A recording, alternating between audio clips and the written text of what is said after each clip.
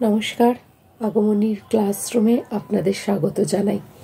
আজকে আমি এমন একটা বিষয় নিয়ে এসেছি যেটা আমার যে সমস্ত বন্ধুরা কোনো বিপজ্জনক বর্জ্য নিয়ে কাজ করেন, বিশেষত কারখানাতে কাজ করেন, সেই সব বন্ধুদের জন্য। এমনকি এই বিষয়টা আপনাদের পরিবারের যদি কেউ কাজ করে থাকে কারখানাতে, তাহলেও কিন্তু আপনার বেশ কাজে লাগবে এই ইনফরমেশনটা। আর যদি আপনার চেনাশোনা কেউ কারখানায় কাজ করেন, তাদেরকেও এটা শেয়ার করতে পারেন। আর তাদেরকে বলে নেবেন, যেহেতু তারা এই পেজটাতে, আমার ভিডিওটাতে নতুন, চ্যানেলটাতে নতুন, সাবস্ক্রাইব করে নিতে। আর আপনারা যারা অলরেডি দেখছেন তারা বেল আইকনটি প্রেস করে নেবেন, যাতে নতুন ভিডিও এলে দেখতে পারবেন, কারণ এটি আপনাদের জন্য খুবই গুরুত্বপূর্ণ। এবার বিষয়টাতে সোজা চলে আসি। সেটা হলো পাবলিক লায়াবিলিটি ইন্স্যুরেন্স অ্যাক্ট। এই পাবলিক লায়াবিলিটি ইন্স্যুরেন্স অ্যাক্টটা 1991 সালে পাস হয়। এর উদ্দেশ্য কি? এর উদ্দেশ্য হচ্ছে না, যে সমস্ত মানুষ বিপজ্জনক বর্জ্য নিয়ে বা কোনো বিপজ্জনক জিনিস নিয়ে কারখানায় কাজ করেন, তাদের সুরক্ষার জন্য, হ্যাঁ, এবং তাদের এই যে বিপজ্জনক জিনিস নিয়ে কাজ করার ফলে তাদের যদি কোনো সম্পত্তি হানি বা অঙ্গহানি বা প্রাণের ঝুঁকি, অর্থাৎ কোনো রকম তাদের যদি ক্ষতি হয়, তাহলে কিন্তু সেই শিল্পের যিনি মালিক, তাকে কিন্তু সেই কর্মচারীর পাশে থাকতে হবে, তার পরিবারের সাথে থাকতে হবে। বহু ক্ষেত্রেই দেখা গেছে যে কারখানার মালিক কিন্তু খুব সহজেই চোখ উল্টে দিয়েছেন যে তার শ্রমিকের দায়িত্ব তিনি নেবেন না, কিন্তু এই আইনের পর থেকে কিন্তু তারা সে দায় এড়াতে পারবেন না। তো এবার চলে আসি এই আইনের একটু বিস্তারিত বর্ণনায়। এই আইনটি 23টি ধারা রয়েছে বা 23টি সেকশন রয়েছে, যে সেকশনে এই আইনে বলা হয়েছে কি কিভাবে তারা, মানে কর্মচারী বা শ্রমিকরা বেনিফিশিয়াল হতে পারেন, সেই ভাগ করে বলা আছে। স্পেশালি সেকশন 3-তে বলা হচ্ছে যে কোনো শিল্পক্ষেত্রে কাজ করতে গিয়ে আপনি যদি, আপনার অঙ্গহানি হয় বা প্রাণহানি হয়, অথবা ওই শিল্পের কারণে কারোর যদি কোনো সম্পত্তি নষ্ট হয়, হতেই পারে ওই শিল্পের কারণে প্রতিবেশী কোনো বাড়ির বা কোনো অংশ নষ্ট হয়ে গেছে বা কিছু, অর্থাৎ ওই শিল্পের কারণে যারাই ক্ষতিগ্রস্ত হবে তারাই কিন্তু ক্ষতিপূরণ পাবে। তো প্রাথমিক অবস্থায় স্বাভাবিকভাবেই এটিকে খুব একটা গুরুত্ব দেওয়া হতো না।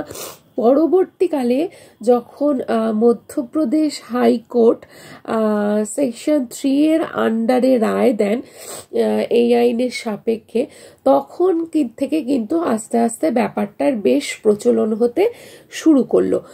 তো এই বিষয়টা আপনাদের কাছে আনার বিষয়ই হলো যে যদি কোনো মানুষ কারখানায় কাজ করতে গিয়ে ক্ষতির সম্মুখীন হয়ে থাকেন, তাহলে কিন্তু অবশ্যই তারা ক্ষতিপূরণ দাবি করবেন বা তার পরিবার সেই ক্ষতিপূরণ দাবি করবেন।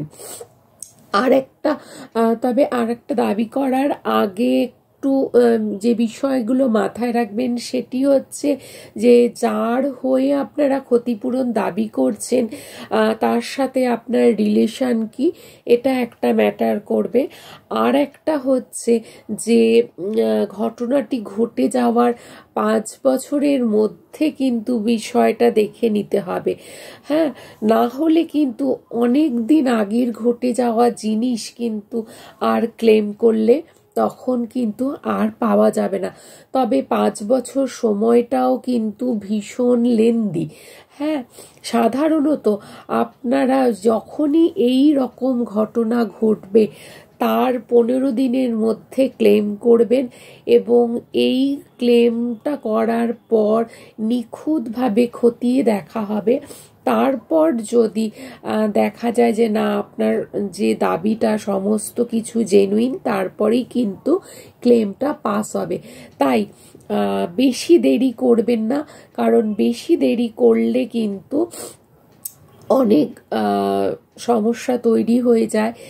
তো সেক্ষেত্রে কিন্তু ক্লেম পাস না হওয়ার সম্ভাবনা একটু থেকে যাচ্ছে। তো যত তাড়াতাড়ি সম্ভব এই সব ক্ষেত্রে তাড়াতাড়ি কিন্তু আপনারা ক্লেম করবেন। তো যারা যারা আপনারা এই সমস্ত শ্রমিক ভাইদের জানেন বা আপনাদের মধ্যে যদি কেউ থেকে থাকে, অবশ্যই সচেতন হবেন, সাবধানে কাজ করবেন, নিজেদের ইন্স্যুরেন্সটুকু আপনাদের কোম্পানি ঠিকভাবে করে দিচ্ছে কিনা সেগুলো একটু খোঁজ খবর নেবেন, নিজেদের কর্মজীবন সম্পর্কে সচেতন থাকবেন, এবং শুধু কর্মজীবন নয়, নিজে ভালো থাকার জন্য এবং নিজের পরিবারকে ভালো রাখার জন্য সামগ্রিকভাবেই সচেতন থাকবেন, সুস্থ থাকবেন, ভালো থাকবেন। যদি আমার কথাগুলো আপনাদের একটুও ভালো লেগে থাকে তাহলে লাইক করবেন, শেয়ার করবেন, কমেন্ট বক্সে যদি কিছু জানতে চান সেটা অবশ্যই লিখবেন। আর চ্যানেলটিকে আবারও বলছি যে বিভিন্ন তথ্য জানার জন্য যারা সাবস্ক্রাইব করেছেন তো তাদের অসংখ্য ধন্যবাদ, যারা করেননি এখনো অবধি তারা অবশ্যই সাবস্ক্রাইব করে দেবেন, এবং এই বার্তাগুলো কিন্তু সমস্ত ভাইদের মধ্যে বা বোনেদের মধ্যে যারা কারখানায় কাজ করেন তাদের মধ্যে কিন্তু অবশ্যই ছড়িয়ে দেবেন। তো আজকে এই অবধি থাকলো, পরের আরেকটি ভিডিওতে আপনাদের জন্য আরেকটু কিছু গুরুত্বপূর্ণ তথ্য নিয়ে আসার চেষ্টা করব। তো সুস্থ থাকুন, ভালো থাকুন, বিপদ এড়িয়ে চলুন, এবং সব সময় নিজের জন্য এবং নিজের পরিবারের জন্য সচেতন থাকুন। নমস্কার।